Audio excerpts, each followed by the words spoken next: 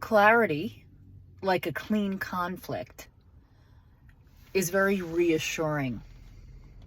So in this refractory period that I'm in, I am taking a lot of time to make sure that I am clear, that even in my befuddlement, it's clear wrought befuddlement, meaning that I am telling the truth to myself.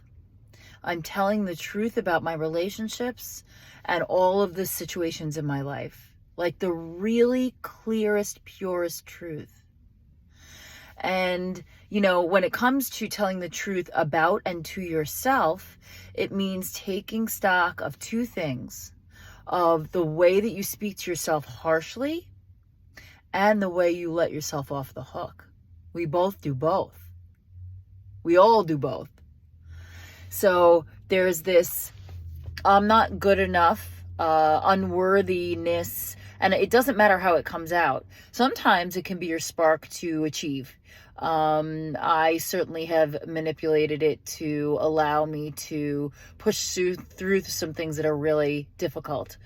But you do need to know where the point of your needle stands. You need to know what's projection. You need to know what's rationalization. And I would offer that hard truth, which is not always pretty because we are a combination of generosity and selfishness. We are beautiful and ugly. We are generous and stingy. We all have these threads that run through us. But when you're really clear of where you're at, first of all, that's the only way you can truly move forward. But even more than that, that kind of concentration of self-understanding gives you something so clean to rest on in the period I'm in now, which is the regather to go to a completely new place. So in the crisis that I just went through with my son, his health crisis, a sister pointed out to me that, we all pray for growth and expansion. Well, I expanded.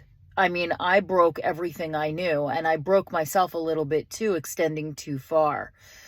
But that's how you expand. We rarely expand in a place of peace and love and gloriousness.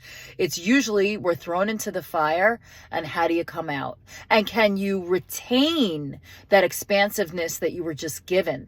Or do you shrink back down to your old ways? So I'm working really hard on keeping that expansiveness filled and open. And I'm doing that by every day making sure that I'm as clarity, not just truthful. Truthful is the way to clarity, but clarity itself is what I'm after here. Because clarity's so clean. And clarity is a place where you can come back and always know what your next step is.